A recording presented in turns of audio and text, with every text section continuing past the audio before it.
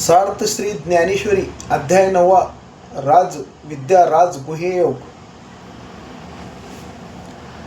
ज्या ठिकाणी आशारूपी लाळेमध्ये हिंसारूपी जीभ लोळत असते, त्याप्रमाणे ती जीभ असंतोषरूपी मासाचा गोळा अखंडपणे चघळीत असते. ज्या मुखात जीभ सतत कानापर्यंत ओठ चाटीत बाहेर निघते व जी सदैव प्रमादरूपी पर्वताची दरीच आहे, ज्या तोंडात द्वेषांच्या दाढा ज्ञानाचा खसखसा चुराडा करतात आणि जी हलबुद्धी अविवेकी लोकांना शरीर आणि हाडे झाकणारी गवसणी झाली आहे, अशा असुरी प्रकृतीच्या तोंडात जे लोक बळी होऊन पडेल ते भ्रमामध्ये बुडाले. अशा प्रकारे जे तमोगुणांच्या खोल खड्ड्यात पडतात ते पुन्हा विचारांच्या हाताला लागत नाहीत आणि ते या देहातून जेथे जातात त्या स्थानाचा पुन्हा शोध लागत नाही. त्या अविवेकी मूर्खासंबंधी बोलणी किंवा त्यांची वर्णने काय उपयोगाची? त्या वर्णनाने वाणी व्यर्थ शिनेल म्हणून ही बोलणी असोत असे भगवान श्रीकृष्ण म्हटले. त्यावेळी अर्जुनाने ठीक आहे असे म्हटले. त्यावर भगवान म्हणाले, शब्दांना जेथे विश्रांती मिळते अशा साधू कथा आहे. ज्याच्या निर्मळ मनात मी क्षत्रसन्यासी पुण्यक्षत्रास कायम वास्तव्य करणाऱ्या संन्यासासारखा होऊन राहतो आणि असे झोपलेल्या माझी ते वैराग्य भावनेने उपासना करतात. ज्याच्या अगत्यपूर्ण सत्प्रवृत्तीत सद्भावनेत धर्माचे राज्य चालते, ज्याची बुद्धी विवेकाच्या बाजूला झुकलेली असते, जे महात्मे ज्ञानरूपी गंगेत न्हाले, जे पूर्णतेचे जेवून समाधानी झाले, ते शांती वृक्षाचे जणू नवे पालव झाले, जे महात्मे कर्मोपासनादी साधनांच्या परिपाकाला जणू कोंब निघाले आहेत, ते धैर्यरूपी मांडवाचे आधारस्तंभ, जे जणू आनंद समुद्रातून धुवून भरलेले पूर्णकुंभ आहेत. भक्तीबद्दल ज्यांचे एवढे प्रेम असते की मोक्षालाही ते बाजूला सारून ज्यांच्या वर्तनावर नीती जीव धरून आहे, ज्याच्या इंद्रियांनी संयम आपलासा केला तेच मुळी माझी गवसणी आहे, असे जे महात्मे जे दैव प्रकृतीचे साक्षात सुदैव, ते महात्मे माझे संपूर्ण खरे स्वरूप जाणतात. विकसित वाढत्या प्रेमाने जे महापुरुष माझी उपासना व भक्ती करतात की ज्यांच्या अंतःकरणाला द्वैताचा स्पर्श झालेला नाही, याप्रमाणे हे पांडुपुत्रा असे मीच होऊन ते माझी भक्ती करतात. पण त्यांच्या सेवा करणाऱ्या प्रकार आश्चर्यकारक आहे. नवीन काही सांगणार आहे ते तू ऐक. तर त्यांनी नामस्कीर्तनांच्या माध्यमाद्वारा प्रायश्चित्ताचे पाप निवारण करण्याचे उद्योग नष्ट केले, कारण त्यांनी पापाचे नावच नाहीसे केले. जे एम दमाचे तेज घालवितात, पुण्यतीर्थांना जागे करून हलवितात आणि एम लोकांचा संपूर्ण व्यवहार थांबवितात.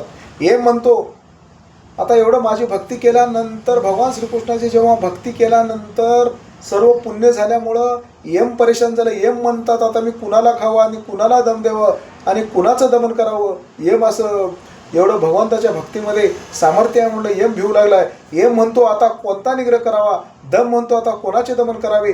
तीर्थे म्हणतात पाप औषधालाही शिल्लक नाही तरी आम्ही काय खावे.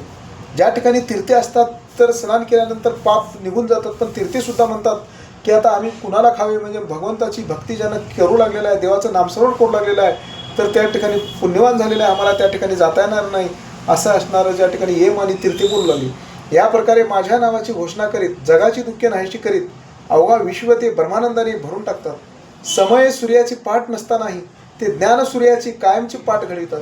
अमृतावाचून अमर करतात आणि योगाभ्यासाशिवाय लोकांना जन्ममरणाच्या चक्रापासून मुक्ती दाखवतात. राजा आणि रयत यांत फरक होऊ देत नाहीत. वयाने लहान मोठा असा भेद करीत नाहीत आणि सर्व विश्वच आनंदाचा आवार करून टाकतात. कधी काळी एखाद्याने सगुण उपासना करून वैकुंठाला जावे असा नियम आहे, परंतु त्यांनी सारे विश्वच वैकुंठ केलेले असते. याप्रमाणे त्यांनी जगात नामघोषाचे महत्त्व वाढवून जगामध्ये जेव्हा नामघोष वाढू लागले, देवाची भक्ती करू लागले, योगयाग जेव्हा करू लागले, तर पाप आणि अज्ञान सर्व निघून जाऊन हे विश्व असणारं उजळून असणारं निघालं आणि ते पुण्यवान बोलू लागले. सूर्य तेजपुंज आहे परंतु तो मावळतो, हा त्यातील दोष आहे. चंद्र एखादा दिवशीच पूर्ण असतो, ते भगवत भक्त मात्र सदैव आनंदाने परिपूर्ण असतात. मेघ उदार असतो परंतु तो पाणी पडतो म्हणून त्याचे उपमान उपयोगी पडत नाही. मात्र हे भगवत भक्त मी म्हणणाऱ्या तत्वज्ञानात क्षुल्लक करून टाकतात. महात्मे हे कर्पाळू आहेत. भगवत भक्त सूर्यापेक्षाही श्रेष्ठ आहेत, चंद्रापेक्षाही श्रेष्ठ आहेत, पाण्यापेक्षाही श्रेष्ठ आहेत. त्याचं वर्णन करता येणार नाही.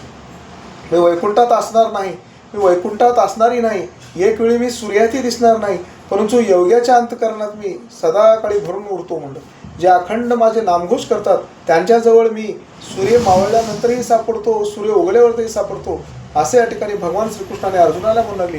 जे माझे भक्त आहेत, माझे कथा ऐकतात, माझं गुणगान गातात, माझे कीर्तन ऐकतात, माझं नामस्मरण करतात, माझं गुणकथन करतात, त्याला असणारं जे देश आणि काल विसरून जातात आणि एकसारखं नामस्कीर्तनात जेव्हा माझी नामस्मरण करतात ते भक्त सुखी होतात, त्यांच्यावर माझी कृपादृष्टी आहे, त्याला मी केव्हाही संकटामध्ये पडून देणार नाही, असे भगवान श्रीकृष्णाने अर्जुनाला म्हणू लागले.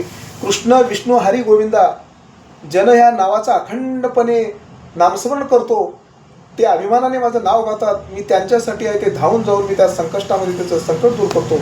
माझं ज्या भक्तानं माझं स्मरण करल, माझं नामाचं उच्चारण जे करल, तर त्या ठिकाणी त्याच्या देशामध्ये, काळामध्ये, घरामध्ये, कुटुंबामध्ये कसल्याच प्रकारचं दुःख राहणार नाही, पूर्ण सुखी आहेत म्हणून समजेल.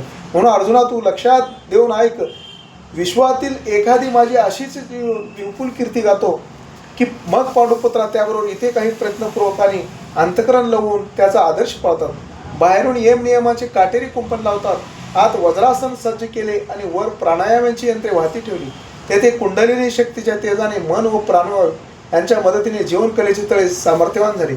विषय इंद्रिय विसरून विकाराचे ओझे फेकून देतात, त्या इंद्रियांना बांधून चित्तात ठेवले जाते. पळू लागून धारणारूपी घोडे दौडू लागले, त्यावर स्वार झालेल्या योग्यांनी शरीरातील पंचमहाभूतांना एकत्र केले. मग कर्मफळाचे संकल्प प्रत्यक्षप्रमाणे मिथ्यज्ञानाने जगात नसलेल्या पदार्थाशी होणारा मानसिक व्यवहार, निद्रा, पूर्वीच्या विषयांची स्मरणे हे चतुरंग सैने ठार केले, म्हणजे या सर्व चित्तवृत्ती नष्ट केल्या. त्यानंतर आम्ही जिंकलो रे जिंकलो म्हणत ध्यानाची नौबत वाजू लागली व स्वरूप ऐक्याचे एक छत्र चमकत असलेले दिसले. नंतर ते योग्याच्या समाधीरूप लक्ष्मीसह सार्वभौम आत्मानुभवाने राज्यसुखातील समरसतेने राज्याभिषेक झाला असे मानावे. अर्जुना अरे असे हे अष्टांग योगद्वारा होणारे माझे भजन अवघड आहे. आता आणखीन काही लोक जे भक्ती करतात ते सांगतो ऐक. तर ज्याप्रमाणे वस्त्रामध्ये दोन्ही पदरामध्ये एकच धागा असतो, त्याप्रमाणे स्थावर व जंगम पदार्थात ते भक्त माझ्याशिवाय काही जाणत नाहीत. जसं म्हणलं कपड्यामध्ये दोन्ही पदरामध्ये एकच धारा असतो, तसं असणार जे माझे काही भक्त आहेत म्हणलं रात्रंदिवस मी कुठेही गेलो तर माझीच भक्ती करतात, माझ्याशिवाय त्याला जमत नाही. आदी ब्रह्मापासून ते चिंतापर्यंत सर्व सृष्टी, ह्या चिरटापासून पूर्ण मानवापर्यंत आणि या पृथ्वीपासून सूर्य, चंद्र, वारा हे सर्व मीच प्रकृतीची निर्मिती केलेलं आहे म्हणलं. मग हा जीव छोटा आहे किंवा जीव मोठा आहे असे म्हणत नाहीत. एवढेच काय, पण ते सजीव निर्जीव हे देखील भेद जाणत नाहीत. डोळ्याला दिसणारी वस्तू परमात्माच असे समजून नमस्कार घालतात. ज्या ठिकाणी ज्याला ज्ञान प्राप्त झालेलं आहे, जीव लहान आहे, छोटा आहे, चिरट आहे, माणूस आहे, विचार करू शकत नाहीत.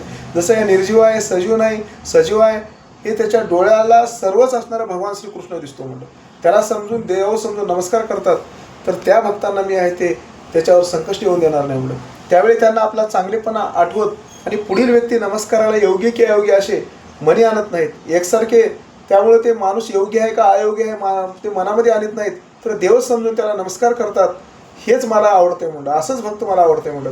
जसं उंचीवरून पाणी खाली पडतंय ते इतर तर कुठं थांबते का, थांबणार नाही म्हणलं, तळापर्यंत येईपर्यंत थांबते म्हणलं. तसंच प्राणी मात्राला जे मला जे जे या सृष्टीवर दिसेल ते निर्जीव वस्तूला सुद्धा भगवान श्रीकृष्ण म्हणून नमस्कार करतात. तेच भक्त मला फार आवडतो म्हणलं. जसं झाडाला फळं लागलेली आहेत आणि त्या फांद्या फळं लागल्यानंतर फांद्या नम्रतेने वागतात, त्याचप्रमाणे माणूस असणार कोणीही जर पुढे आलं तर तो भगवान श्रीकृष्ण म्हणून नम्रतेने वागतो. तर असाच भक्त मला आवडतो म्हणलं. हे अहंकार विसरून नम्रतेला ते संपत्ती मानतात. ती संपत्ती माझ्या ठिकाणी जय जय या मंत्राने समर्पण होते. मलाच नव्हे इतरांना देखील नमस्कार करताना यांचा आत्माभिमान गाळून जातो. त्यामुळे ते माझ्याशी एकरूप होतात, निरंतर एकरूप होऊन माझी भक्ती करतात. हे पांडुपुत्रा अर्जुना, श्रेष्ठ भक्तीचे हे रूप तुला सांगितले. आता श्रेष्ठ भक्तीचे एक रूप सांगितलं म्हटलं. आता ज्ञान यज्ञाने जे भक्ती करतात त्यांचे विषय ऐकावे म्हणलं. असे भगवान श्रीकृष्णाने अर्जुनाला म्हणू लागले, हे अर्जुना, त्यांची भक्ती करण्याची पद्धती तू जाणतो आहेस, या गोष्टी आम्ही तुला पूर्वी सांगितल्या आहेत. तेव्हा होय जी अर्जुन म्हणाला, हा खरोखर दैवप्रसाद आहे. अमृताचे भोजन वाढून आले असता त्याला पुरे कोणी म्हणेल काय. अमृत कोणी जेवायला वाढलेलं आहे तर कोणी पुरे म्हणते का, पुरे म्हणणार नाही म्हणलं. अमृत घेतल्यानंतर अमर होणार आहे म्हणलं. तसं या बोलण्यातून श्री भगवंताने त्याला त्या अर्जुनाला अमृतरक शब्द गोड वाटू लागले आणि अमृत आणि ह्या भगवान श्रीकृष्णाचे अमृतासारखे शब्द गोड वाटून अर्जुन असणारे भगवान श्रीकृष्ण शब्द ऐकून अर्जुन डोरू लागला. तर श्रीकृष्ण म्हणाले, अर्जुना, फार चांगले केलेस म्हणलं, नाही तर सर्व प्रकारे हा प्रसंग अयोग्यच तुझी कळकळ आम्हाला बोलायला लावते.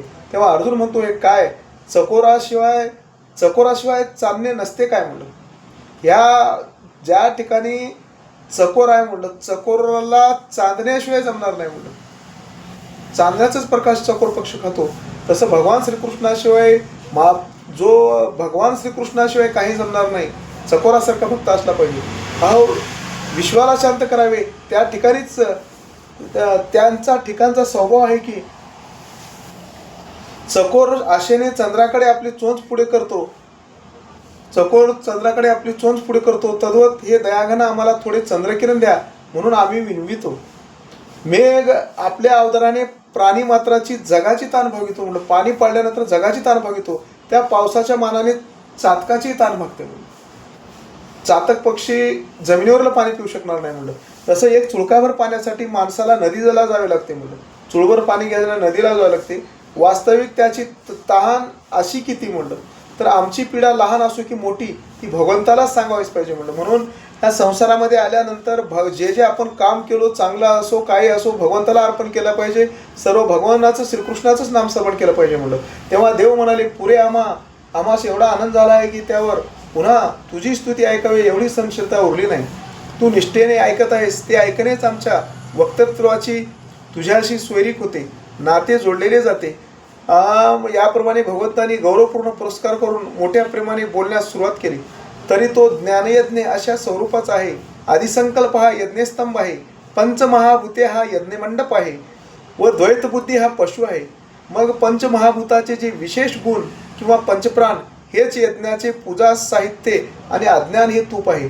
तेथे मन आणि बुद्धी या कुंडात प्रज्वलित ज्ञानरूपी अग्नी असून, हे मित्रा अर्जुना, सुख दुःखादी द्वंद्वाविषयी जी चित्ताची समता ती वेदी होय असे तू जाण. विवेकयुक्त बुद्धीचे कौशल्य तोच विद्येचा गौरव. संयम हीच यज्ञपात्रे समज. जीव हा यज्ञ करणारा आहे. तो यज्ञकर्ता परब्रह्म स्वरूपाच्या साक्षात्काराच्या पात्राने, विवेकाच्या महामंत्राने, ज्ञानरूप अग्निहोत्राच्या आचरणाने दैवतभाव जातो. तेथे अज्ञान नष्ट होते. यज्ञकर्ता व यज्ञ असा भेद राहत नाही. जेव्हा आत्मयक रूपी पाण्याने स्नान घडते त्यानंतर तो यज्ञकर्ता जीवजीवात विविध इंद्रिय विषयात आणि इंद्रियात भेद मानत नाही. सर्व एकच आहे अशी त्यांची आत्मस्थ बुद्धी वागते.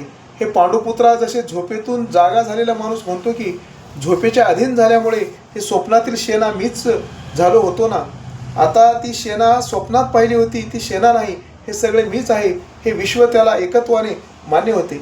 मग मी तो जीव ही भाषा संपते. ब्रह्मापर्यंत सगळे परमात्म ज्ञानाने भरून जाते. अशा प्रकारे काही भक्त एकत्वाच्या ज्ञान यज्ञाद्वारे माझी पूजा करतात. हे जीव अनेक आहेत, एकमेकासारखे नाहीत आणि नाम रूप यांच्यात कोणाशी कोणाला मेळ नाही. म्हणून विश्वात विविधता आहे हे असे असले तरी त्याचे ज्ञान हा भेद जाणत नाही. जसे अवयव वेगळे असले तरी एकाच शरीराचे आहेत म्हणलं. जशा लहान मोठ्या फांद्या, पण झाड वृक्षाच्या लहान मोठ्या फांद्या असल्या तरी झाड एकच असते म्हणलं. जसे किरणे पुष्कळ असले तरी सूर्य एकच असतो म्हणलं. तद्वत व्यक्ती विविध प्रकारचे आहेत, त्यांची नावे त्यांची वर्तने वेगळी आहेत. ज्याप्रमाणे स्वभावतच भिन्न असलेल्या भूतमात्रामध्ये मला अभेदाने जाणतात. हे अर्जुना, अशा अनेक प्रकाराने श्रेष्ठ असा ज्ञानयज्ञ करतात. या ज्ञानयज्ञात ते भेद मानित नाहीत, म्हणून त्याला ज्ञानी म्हणावे. जेव्हा जेव्हा ज्या ठिकाणी जे जे काही पाहतात ते माझ्या वाचून दुसरे नाहीच असा त्या ज्ञानी भक्तांचा अखंड बोध असतो. एखादा पाण्यावरील बुडबुडा जेथपर्यंत जातो तेथवर तो पाण्यावरच असतो. मग तो फुटो किंवा राहो तो पाण्यातच. किंवा वाऱ्याने जमिनीवरील धुळीकरण वर उचलले तरी ते पृथ्वीर या जातीपासून वेगळे होऊन गेले असे नाही. ते जरी खाली परत पडले तरी ते पृथ्वीवरच पडतात. त्याप्रमाणे हवे तेथे हवे त्या भावनेने हवे तेव्हा हो अथवा न हो, परंतु ते सर्व मीच होऊन राहिले असते. माझा जेवढा म्हणून विस्तार आहे तेवढीच त्यांना मजविषयी जाण आहे. माझी जेवढी म्हणून रूपे तेवढी ते होऊन जातात. हे धनंजया, सूर्यबिंब ज्याप्रमाणे हवे त्याला सन्मुख दिसते त्याप्रमाणे ते सदा या विश्वाच्या सामोर असतात. त्यांच्या ज्ञानाची तुलनाच होऊ शकत नाही. वारा जसा आकाशाच्या सर्व अवयवामध्ये असतो त्याप्रमाणे त्यांच्या ज्ञानाला अंत नसतो. तेवढा संपूर्ण आहे त्याच प्रकारचा त्याचा भाव आहे. म्हणून अर्जुना, त्यांनी न करताही त्यांना माझे भजन घडते. एरवी अज्ञानावस्थेत देखील सर्व विश्व मीच आहे. त्यामुळे कोणी केव्हा कुठे माझी पूजा केली नाही. सर्व लोक सर्व काळ सर्वत्र जो व्यवहार करतात तो व्यवहार म्हणजे व्यापक अशी माझीच पूजा आहे. परंतु या विषयाचे एक ज्ञान नसल्याने विचाराला प्राप्त न झालेल्या मूर्खांना प्रतिबंध होतो. याप्रमाणे विचार करून जे योग्य प्रकारे ज्ञानयज्ञ करीत माझी भक्ती करतात ते भक्त आणि त्यांच्या भक्तीचे द्वार मी तुला कथन केले आहे. जे सर्व निरनिराळ्या तोंडात अर्पितात ते सर्वच मला प्राप्त होते. पण हे ज्यांना समजत नाही ते मूर्खापासून आहेत, मूर्खासमान आहेत, ते माझी प्राप्ती करू शकत नाहीत. त्यांचा व्यापक ज्ञानाचा गुरुकृपेने उदय झाला तर मुळात कर्म सांगणारा वेद मीच आहे आणि तो वेद ज्या विधानाला प्रसवतो तो ऋतूही मीच आहे. हे पांडुपुत्रा, मग त्या वेदाने सांगितलेल्या कर्मापासून उत्तम वेदांग उपांगपूर्ण जो यज्ञ होतो तोही मीच होय. भगवंताकरिता अर्पण केलेला नैवेद्य मीच आहे. विविध प्रकारच्या सोमादी औषधी घृत समिधा मीच आहे. स्वाहा उच्चार मीच आहे. देवतेला उद्देशून हरिद्रव्य मीच आहे. यज्ञ करणारा यजमान म्हणून मी हवन करतो. ज्या हुताशनात हवन करतात तो अग्नी मीच आहे. हुतवस्तू ज्या असतील त्या सर्व मीच आहे. ज्याच्याशी भूमी, आप, तेज, वायू, आकाश, मन, बुद्धी, अहंकार हे 8 अंगे असलेली जगत जन्माला येते तो पिता मी आहे. 8 प्रकारे संयोग करून प्रकृती जगाला जन्म देते तो तिला मी आहे. अर्धनारी नटेश्वराच्या स्वरूपात जो पुरुष तोच स्त्री असतो तेव्हा मी सर्व सृष्टी मात्राची माता आहे. जन्मलेले जग जेथे वास्तव्य करते, जेथे वाढते ते सर्व माझ्या असून दुसरे नाही. हे प्रकृती पुरुष ज्याच्या अंतःकरणात उद्भवलेले तो त्रिगुणात विश्वात्मा पितामह मी. हे शूरवीरा, ज्ञानाच्या सर्व वाटा ज्या गावात येतात मागे पुढे जात नाहीत, वेदाच्या चव्हाट्यावर ज्याला वेद्य म्हणतात, ज्या ठिकाणी विविध मतांची समजूत घातली जाते, शास्त्रांतील परखेपणा संपतो, प्राप्त न झालेले ज्ञान जेथे प्राप्त झाले ज्याला पवित्र म्हणतात. घोष, ध्वनी, नाद आणि आकार या चौघांचे राहण्याचे घर तो ओंकार मी आहे. ओंकाराचा उच्चार होतो तेव्हा ओंकारात असलेल्या अचा उच्चार उच्च स्वराने होतो म्हणून ओंकारात घोष आहे. उचा मध्यम स्वराने होतो म्हणून त्यात ध्वनी आहे. तर मचा मंद स्वराने झाल्याने त्यात नाद आहे. ज्या ओंकाराच्या पोटात अकारासारखी अक्षरे आहेत आणि जी उत्पन्न होतात तिथेही वेदासह प्रकट झाली म्हणून ऋक, युजु, सामवेद ही तिन्ही मीच आहे. वेदाचे वंशपुरा मीच असे भगवान म्हणाले. सारे चराचर जग ज्या प्रकृतीने व्यापले आहे ती प्रकृती स्तब्ध होताच विश्रांती घेते ती गती मीच असतो. आणि प्रकृती जगते ज्यामुळे तो जगाला जन्म देते, जो या प्रकृतीच्या गुणांचा भोग घेतो. हे पांडुपुत्रा, तो विश्वलक्ष्मीचा पती असा मीच आहे. सर्व त्रिलोकाचा स्वामी मीच आहे. आकाशाने सर्वत्र व्यापून असावे आणि वायू क्षणभरही स्वस्थ राहू नये.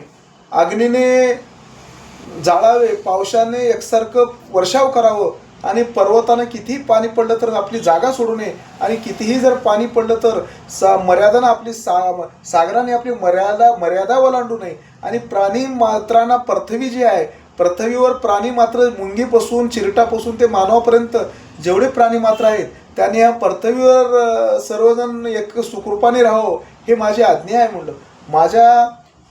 माझी आज्ञा आहे म्हणलं. मी बोलल्यानंच वेद बोलतो आणि मी चालविल तरच सूर्य चालतो म्हणलं.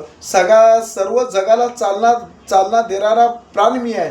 माझ्याशिवाय ह्या जगामधील मुंगीचं किंवा मानवाचं प्राणसुद्धा हलू शकत नाही म्हणलं. आणि सूर्यसुद्धा सूर्य उगवणार नाही, चंद्र उगवणार नाही, वारा होणार नाही. हे माझ्या आज्ञेमुळे होतं. हे जगाची निर्मिती करणारा मी आहे असे भगवान श्रीकृष्ण अर्जुनाला म्हणू लागले. मी नियमन केल्यामुळे काल पुरुष चराचरांना ग्रासतो. हे अर्जुना, या सर्वावर अधिकार चालविणारा या मीच आहे म्हणलं. या सृष्टीचा अधिकार चालविणारा मी आहे. जो राजा आहे तुम्ही या जगाचा रक्षण करता, पुरा जगाचा रक्षण करता मी आहे. सर्व गोष्टीचं साक्षी होऊन मीच आहे.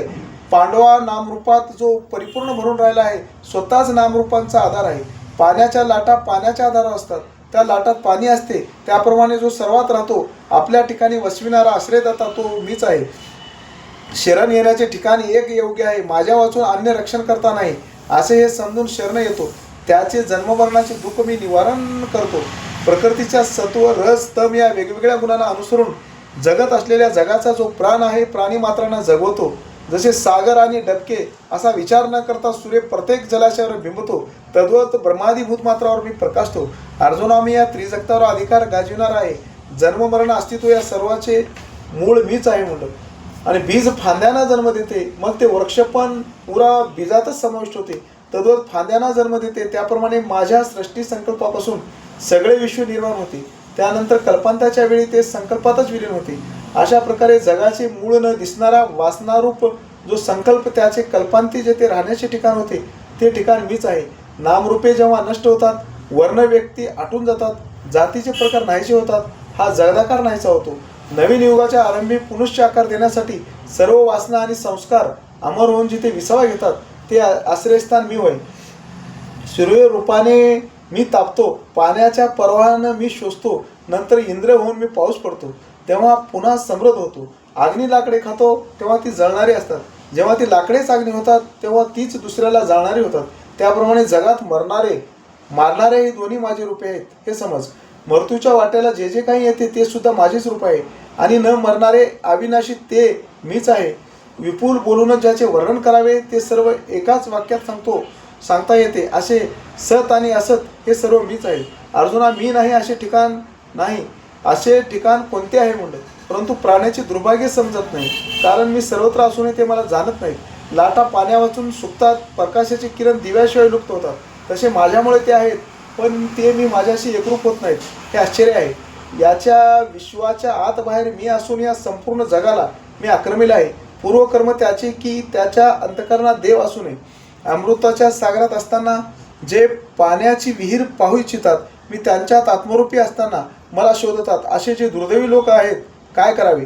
हे अर्जुना, घासभर आणण्यासाठी आंधळा धावत असता त्याच्या पायाला जर चिंतामणी लागली तर त्याने पायाने चिंतामणी लोटून देतो, कारण आंधळा असल्यामुळे ती चिंतामणी त्याला दिसू शकत नाही. चिंतामणी म्हणून त्याला ज्ञान प्राप्त झालं, चिंतिलेलं मिळू शकते. तसंच म्हणलं, जेव्हा ज्ञान जीवाला सोडून जाते म्हणलं, तेव्हा त्यांची हे आंधळ्यासारखी स्थिती होती म्हणलं, ज्ञान जीवाला सोडून गेल्यानंतर. म्हणून ज्ञाना वाचून ह्या जगामध्ये काहीच नाही म्हणलं. जे जे कर्म करावं ज्ञाना वाचूनच आहे म्हणलं. एखाद्या आंधळ्याला जरी गरुडाचे पंख मिळाले तरी त्याला किंवा दुसऱ्याला त्याचा काय उपयोग म्हणलं. त्याप्रमाणे अज्ञानी लोकांची कर्म हे व्यर्थ ठरतात. आंधळ्याला गरुडाचे पंख मिळाले तर त्याला उपयोग नाही, त्याला उडता येणार नाही, कुठं जावं ते कळता येणार नाही म्हणलं. तसं अज्ञानी लोकांची कर्मे आंधळ्यासारखी आहेत म्हणलं. म्हणून हे राजन आश्रम धर्माप्रमाणे जीवन जगून हे ब्राह्मण स्वतः धर्म नीती मार्ग कासवटी बनतात. जेव्हा यज्ञ करतात तेव्हा तिन्ही वेद त्यांच्यापुढे आदराने नतमस्तक होतात. त्यांची यज्ञक्रिया जणू फळ धरून त्यांच्यासमोर उभी राहते. अशा प्रकारे यज्ञात सोमरसाचे प्रचार करणारे, यज्ञाची दीक्षा घेतलेले जे स्वतःच यज्ञाचे रूप आहेत, त्यांनी त्या पुण्याच्या नावाने पापच संपादन केले असे समज. जे 3 वेदांना जाणून 100पर्यंत यज्ञ करून पूजन केलेल्या मलाही दूर करून स्वर्गाची इच्छा करतात. जसे कल्पवृक्षाच्या खाली बसलेला अभागी माणूस झोळीत गाठी मारून नंतर भिक्षा मागण्यास निघतो, तद्वत हे 100 यज्ञ करणारे माझ्याकरता यज्ञ करतात आणि स्वर्गसुखाची अपेक्षा करतात. आता याला पुण्य म्हणावे का? हे खरोखर पाप नव्हे का? भगवान श्रीकृष्णाने अर्जुना म्हणू लागले, अरे एखाद्या वेळेस कल्पवृक्षाच्या झाडाखाली बसलेला आहे, पण तो भिकारी काही खायला मिळत नाही म्हणून झोळीला गाठ बांधून बसलेला आहे. पण त्या कल्पवृक्षाच्या झाडाखाली बसल्यानंतर ते मागलेले देतं. हे भिकाऱ्याचं जसं अज्ञानपण आहे, तसं माझं नामस्मरण केलं, माझ्या भजनामध्ये राहिलं तर मी मागलेलं देतो म्हणलं. कारण 100 यज्ञ सर्व करतात आणि 100 यज्ञ करून स्वर्गसुखाची अपेक्षा करतात. मग त्याला पुण्य म्हणावं का? तर खरोखर हे पाप आहे म्हणलं. तर माझ्या वाचून जो काही मागत नाही, माझं नामस्मरण करतो, तोच ज्ञानी आहे म्हणू लागले. अरे म्हणून माझ्याशिवाय स्वर्ग प्राप्त व्हावा हाच विचार अविवेक लोकांचा होय, पण ज्ञानी लोक त्याला विघ्न आणि नाश म्हणतात. एरवी पापाने या नरकाचे दुःख प्राप्त झाल्यावरच त्या दुःखाच्या सापेक्ष स्वर्ग सुखाला ही संज्ञा आहे. परंतु या सापेक्ष सुखाशिवाय निर्दोष शाश्वत असा आनंद हे माझे खरे स्वरूप होय. हे पांडुपुत्रा मजकडे येत असताना माझ्या स्वरूपापासून भक्तीकडे नेणाऱ्या स्वर्ग नरक प्रकारच्या आडवाटा आहेत, त्या चोरांच्या आहेत. पुण्यवान माणूस स्वर्गाला येतो तर पापी माणूस नरकाला जातो. मला ज्या पद्धतीने येऊन मिळतो तो शुद्धी पुण्य होय. हे पांडुपुत्रा, माझ्यामध्ये असताना ज्या कर्माने मी दुखावतो त्याला पुण्य असे म्हणता जीभ झडणार नाही काय? हे असो, आता याचा विचार कर. या पद्धतीने दीक्षित माझ्यासाठी यज्ञ करून स्वर्गसुखाची अपेक्षा करतात. मग मी ज्या कारणाने प्राप्त होत नाही असे जे आतून पापमय असलेले जे पुण्य आहे, त्या लाभलेल्या पुण्याच्या अधिकाराने स्वर्गाला जातात. जेथे अमृतत्वाचे सिंहासन आहे, ऐरावतासारखे वाहन, अमरावती सदर्श राजधानीचे स्थान आहे, ज्या ठिकाणी अष्टमहासिद्धीचे भांडारे आहेत, अमृताचे कोठारे आहेत, या नगरीत कामधेनूची खिल्लारे आहेत, या ठिकाणी छोटे देव सेवेला तत्पर आहेत, जिकडे तिकडे चिंतामणीचे राजमार्ग आहेत, जेथे करमणुकीसाठी कल्पवृक्षाच्या बागा आहेत, ज्या स्वर्गात चित्ररथादी गंधर्व गाणी गातात, रंभा मेनकेसारख्या अप्सरा नृत्य करतात, तसेच अंतपुरात विलास करणारी उर्वशी जेथे प्रमुख आहे, मदन जेथे शयाग्रहात सेवन करतो, चंद्र सूर्य पाण्याच्या सडा टाकतो आणि आज्ञापालन करणारे वेगवान चाकर आहेत. बृहस्पती स्वतः जेथे मुख्य आहे असे आशीर्वाद देणारे ब्राह्मण आहेत. स्तुतिपाठक अशा देवाचे समुदाय नोकर आहेत. सर्व अष्टलोकपाल रखवालीचे घोडेस्वार आहेत, जेथे त्यांच्या मागील बाजूने उच्चश्रवा चालतो. असो, आता हे वर्णन पुष्कळ झाले. अशा प्रकारचे जे ब्रह्मसुखासारखे भोग आहेत ते जेपर्यंत पुण्याचा अंश असतो तोपर्यंत ते दीक्षित भोगीत असतात. मग त्या पुण्याचा प्रभाव संपतो. त्याचबरोबर अंगावर चढवलेली इंद्रपणाची कृत्रिम उटी पूर्णपणे उतरून जाते आणि मृत्यूलोकाला माघारी येतात. जसे वारंगणीच्या नादात पैसा नाहीसा होतो, मग तिच्या दाराला धक्का देता येत नाही, त्याप्रमाणे पुण्य संपल्यावर त्याप्रमाणे यज्ञकर्त्याची स्थिती होते. त्यांचे वर्णन काय करावे. याप्रमाणे ज्यांनी पुण्यकर्मे करून स्वर्गाची अपेक्षा धरली ते अखंड जवळ असलेल्या मला चुकले म्हणलं. पुण्यकर्म करून जर स्वर्गाची आशा धरलं तर मला जर चुकलं तर काही उपयोग नाही म्हणलं. माझ्यापासून दूर गेले दुसरे आहे की त्यांना प्राप्त झाले अमृत्व व्यर्थ झाले. अखेरीस त्यांना मृत्यूलोक मिळाला म्हणलं. पुन्हा मृत्यूलोकाला येऊन पडले म्हणलं. म्हणून मातेच्या उदरात नरकाच्या थरात 9 महिने उकळून पुन्हा ते जन्माला येऊन पुन्हा ते मरतात. अर्जुना, एखाद्याला स्वप्नात द्रव्याचा साठा सहजपणे सापडला तरी जागे झाल्यावर तो सर्वच नाहीसा होतो. तद्वत त्या वेद जाणणाऱ्या याज्ञिकांचे स्वर्गसुख आवश्यक आहे असे जाणावे. याज्ञिक वेदयज्ञ असला आणि मला त्याने नाही मानले तरी तेवढ्यामुळे तो पूर्ण वाया गेला असे कण टाकून कोंडा उपणावा. म्हणून माझ्या एकट्याच्या ज्ञानाशिवाय 3 वेदात सांगितलेले धर्म व्यर्थ होत. मला समजल्यावर अन्य काही जाणून घेऊ नकोस, त्यामुळे तू सुखी होशील. जसे आईच्या उदरातील गर्भाचा गोळा कोणतेही व्यवहार जाणत नाही, त्याप्रमाणे जे सर्व भावासह जसेच्या तसे मला आपल्या अंतःकरणाने अर्पिले गेले, तद्वत जे अनन्य असतात आणि माझ्या वाचून दुसरे काहीच चांगले नाही असे समजतात. ज्यांनी आपल्या जगण्याला माझेच नाव ठेवले आहे, परमात्मा हेच जीवन आहे असे ज्यांनी मानले आहे, अशा एकचित बुद्धीने माझ्याविषयी चिंतन करीत जे माझी भक्ती करतात त्यांची मी सेवा करतो. ज्या क्षणी काया वाचा मनाने एकवटून माझ्या मार्गाला लागले तेव्हाच त्याची स्वतःची चिंता संपली म्हणलं. माझ्या मार्गाला लागले, माझी भक्ती केलं तर त्याची स्वतःची चिंता संपली. मला सर्व त्या भक्ताची चिंता आहे म्हणलं. मग त्याने जे जे काही करावे ते सर्व सफळ होते म्हणलं, यशस्वी होते म्हणलं. त्याला सर्व जबाबदारी माझी आहे म्हणलं. म्हणून जसे पंख न फुटलेल्या पिल्लांना जशी आई सांभाळते तशा भक्तांना मी सांभाळतो. कोणते कोणते संकट काय येणार ते सर्व मी सांभाळतो म्हणलं. तान्ही लेकरू जसं आपली तानबुक काहीच जाणत नाही पण ते आईला चिंता असते, त्याचप्रमाणे लहान लेकराची चिंता जसं आईला असते तसं जो ज्ञानी भक्त आहे ज्यांना माझं नामस्मरण करतो ते माझी चिंता आहे. आणि ते देवा मला धाव संकट पडले सांगायची गरज नाही. त्याला हितकर काय हे आईलाच करायला लागते. त्याप्रमाणे स्वतः चिंता न करता जे मला प्राणाने अनुसरले त्यांची कोणत्याही प्रकारची सेवा करण्यास मी लाजत नाही. त्या भक्तांना माझ्या मोक्षाची अपेक्षा असेल ती अपेक्षा मी पूर्ण करतो. अखंडपणे देवा तुमची सेवा घडावी असे म्हणत असतील तर त्या सेवेत मी प्रेम करतो. याप्रमाणे भक्त मनात जो विषय अपेक्षितात तो विषय त्यांच्यापुढे करून देव लागतो. दिलेल्या विषयांचे सर्वतोपरी जे रक्षण ते पण मीच करतो. जे सर्व भावाने माझ्या आश्रयाला येतात हे अर्जुना त्यांचा सर्व योगक्षम मी चालवितो. आता आग्नेय, इंद्राय, आर्यमन्य, सोमाय म्हणून जे भजन करतात असे दुसरे संप्रदाय आहेत, पण ते मला सर्व व्यापी रूपाने ओळखत नाहीत. ते पण माझीच उपासना करतात, कारण की जे हे विश्व ते मीच आहे, पण त्यांची उपासना सरळ नाही, चुकीची आहे. वृक्षाच्या फांद्या पाने एकाच बीजापासून फुटतात ना, पण वृक्षाला पाणी पुरवण्याचे कार्य मुळाचे आहे, म्हणून पाणी हे मुळालाच घालावे लागते. अथवा 10 इंद्रिय आहेत आणि ही जर एकाच देहाची आहेत, त्यांनी सेवन केलेल्या विषयांची सुख आणि दुःखे एकाच अंतःकरणातील पोचतात. हे जरी सत्य असले तरी रुचकर स्वयंपाक करून तो कानात कसा भरता येईल म्हणलं, फुले जर आणून डोळ्यावर कसा बांधता येतील म्हणलं, तर कानाचं काम ऐकायचं आहे म्हणलं, ऐकावंच लागणार आहे. फुलाचं काम डोळ्याने असणाऱ्या ज्या फुले आणून डोळ्यावर ठेवलं तर जमणार नाही म्हणलं, बांधता येणार नाही. त्या ठिकाणी तो रस सेवन मुखानेच करावा लागतो आणि रस सेवन मुखानेच करावा लागतो आणि सुवास हा नाकानेच घेतला पाहिजे. त्याप्रमाणे मीच म्हणून माझे भजन करावे म्हणलं. अरे अर्जुना, मला न जाणता केलेली भक्ती व्यर्थ आहे म्हणलं आणि उगीच काहीतरी होय म्हणून कर्माचे डोळे असे जे ज्ञान आहे तो दोषरहित असावे. एरवे अर्जुना, असे पहा की या सर्व यज्ञातील उपचार भोगणारा माझ्यापासून दुसरा कोणी आहे का? सर्व यज्ञांच्या आरंभी मी आहे, अखेरी मीच आहे. परंतु हे मूर्ख याज्ञिक मला दूर करून इतर देवदेवतांना का बसवतात?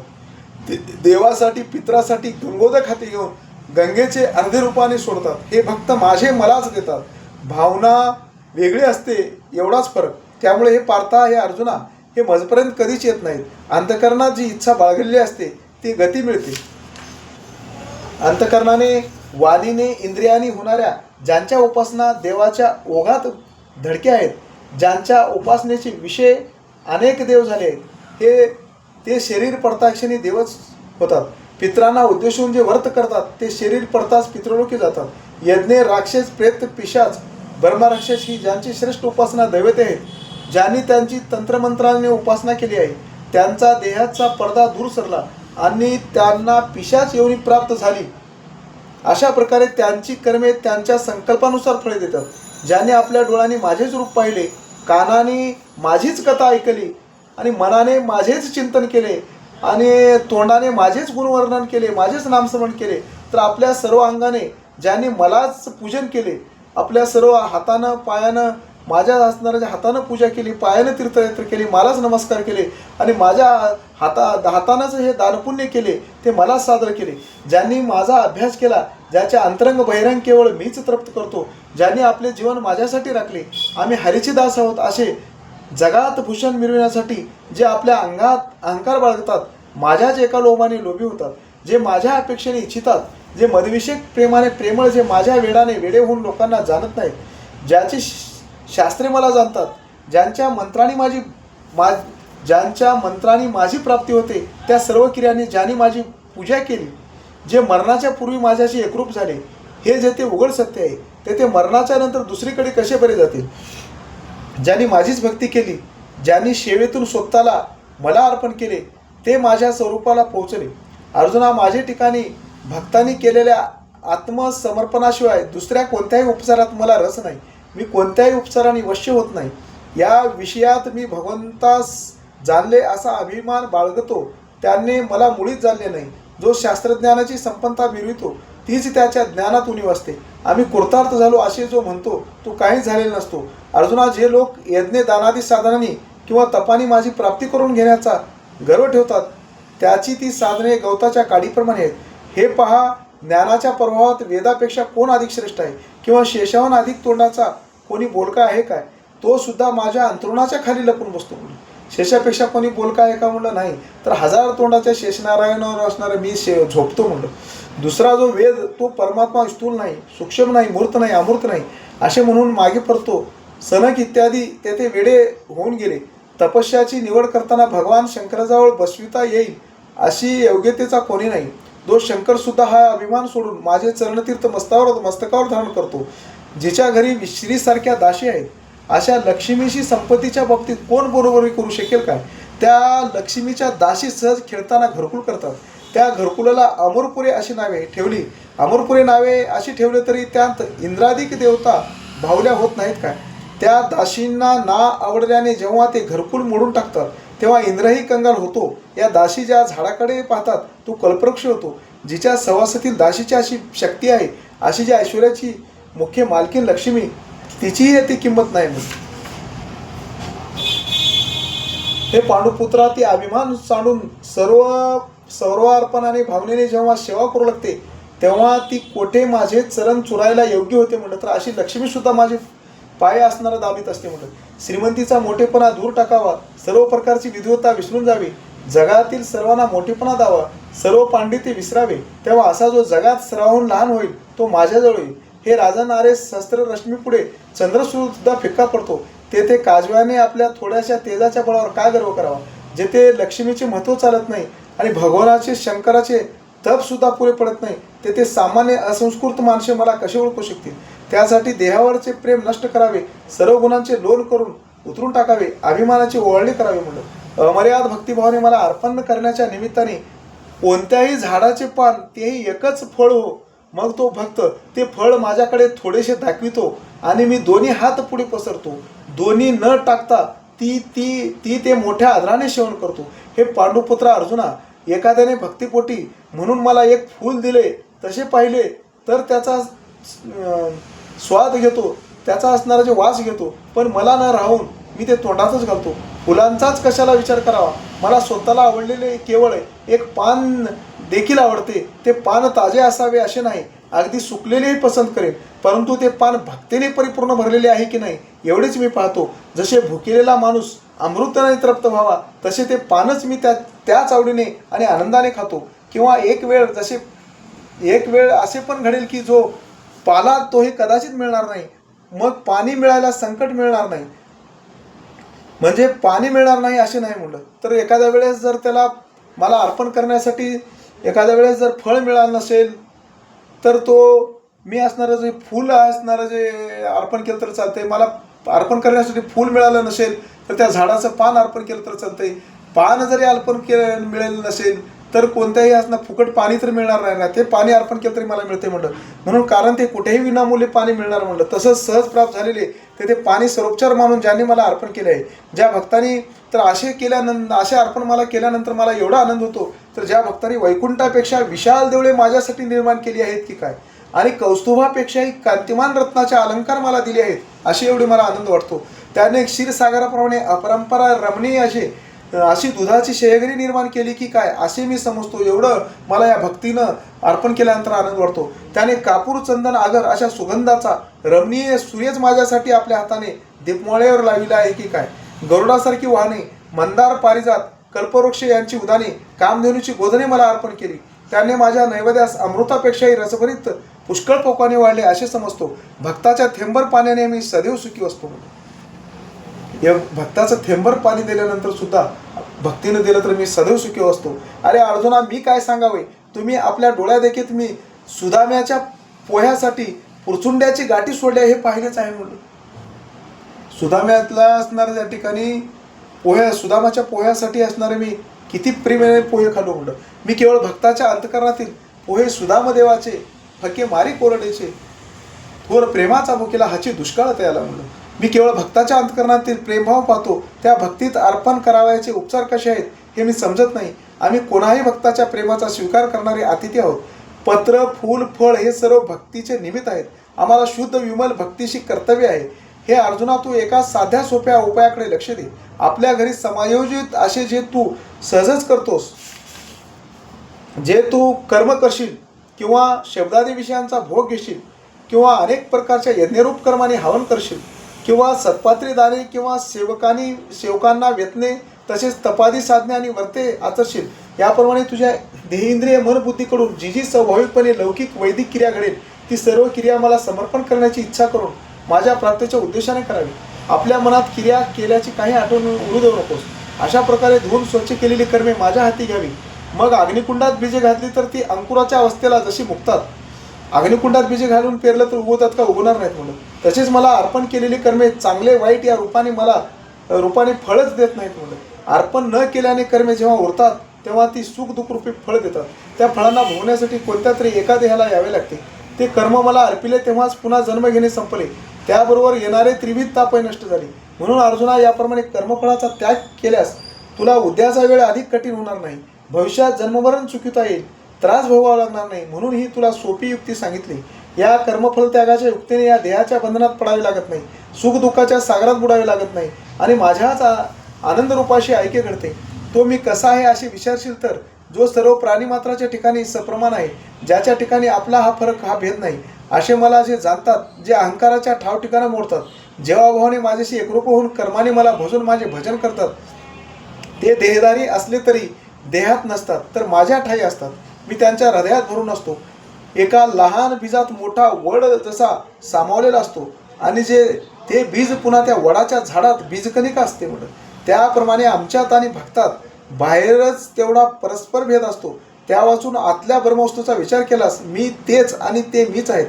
दुसऱ्याला परत जाणणारे उसने दागिने जरी अंगावर धारण केले तरी ते क्षणिक बाह्य श्रीमंती भासवितात. तसेच त्या भक्तांचे देह धारण करणे उदासीनपणाचे असते. वाऱ्याच्या मागे सुगंध निघून गेल्यावर गंधहीन फुले जसे वेलाच्या देठावर राहते तसे त्याचे शरीर आयुष्याचे स्वाधीन राहते. हे पांडुपुत्रा, इतर त्यांच्या जो देहाविषयीचा अहंकार तो माझ्या ठिकाणी अर्पण केल्याने माझ्याच स्थिर होतो. या पद्धतीने प्रेमाने भजन केल्याने ज्यास पुन्हा शरीरही प्राप्त होत नाही तो भक्त मग कोणत्याही जातीचा असो. हे वीर पुरुषा, त्याचे वर्तन पाहता तो भक्त खरोखर दर्शकृतेचा निवडक भाग होऊन राहतो. त्याने आपले आयुष्य भक्तीच्या चव्हाट्यावर खर्च केले आहेच ना. आयुष्याच्या अखेरची काळजी बुद्धी पुढील जन्माची पुनर्जन्माची गती ठरवते. म्हणून जो भक्तीसाठी जीवन समर्पित करतो तो माणूस आधी दुराचारी असला तरी पुढील भक्तीच्या काळात सर्वोत्तम होतो असे म्हणावे. जसे महापुरात बुडालेला माणूस न मरता जिवंत बाहेर आला, त्याचा जीव अलीकडच्या काठावर आला, म्हणून आता त्याचे बुडाले पण जसे व्यर्थ गेले, त्याप्रमाणे पूर्वी केलेले पाप शेवटच्या भक्तीमुळे शिल्लक उरत नाही. त्यामुळे तो दुष्कर्मी झाला तरी पश्चाताप तीर्थात स्नान केलेला असेल, सर्वात्मा भावाने माझ्यात प्रवेश केलेला असेल, त्यामुळे त्यांचे कुळ शुद्ध पवित्र आहे. जन्मताच तो उत्तम कुलीन आहे. मनुष्य जन्माला आल्याचे मुख्य फळ त्यालाच प्राप्त झाले असे जाणावे. तो सर्व शास्त्रे जिंकला, तपे आचरिला, अष्टांग योग अभ्यासिला, हे पार्था हे वर्णन पुरे झाले. ज्याची माझ्याविषयी सर्वतर्फे अखंड आवड आहे तो केवळ प्रारब्धामुळेच उरलेला असतो. त्याचे पूर्वसंचित पाप नष्ट झालेले असते. ज्याने मन बुद्धी इंद्रिय ध्येय या सर्वाचे व्यापाराची एकनिष्ठेची पेटी भरून माझ्या ठिकाणी ठेवली, तो भक्त काही काळानंतर माझ्यासारखाच होईल अशी शंका तुला येईल. अमृतात राहणारा स्मरण कोटले, ज्यावेळी सूर्य प्रकाशत नाही त्या काळाला रात्र म्हणतात. तसेच माझ्या भक्तीशिवाय जे केले जाते ते महापाप नव्हे काय. म्हणून त्या भक्ताच्या चित्तात माझी जवळीक साधली तेव्हाच तो माझे रूप झाला. एका दिव्याने दुसरा दिवा लावावा, मग त्यातील आधीचा कोणताही ओळखता येत नाही. तसे तर्कात्मक बुद्धीने जो माझी भक्ती करतो तो मीच होतो. मग त्याच्या ठिकाणी सर्वकाळ शांती नांदते. माझे तेज त्याचे तेज बनते. फार काय सांगावे, माझ्या जीवाने तो जगत असतो. अर्जुना, या संबंधी पुन्हा पुन्हा तेच ती किती सांगावे. जर माझ्या प्राप्तीची इच्छा असेल तर भक्तीला विसरू नये, कुळाच्या शुद्धपणाच्या मागे लागू नये, कुलीनपणाची प्रौढी मिरू नये, शास्त्राचा पांडित्याचा हव्यास बाळगू, सौंदर्य तारुण्य आणि मोठेपणा असण्याची काय जरुरी. माझ्याविषयी प्रेमभक्ती नसेल तर ते सर्व व्यर्थ आहे.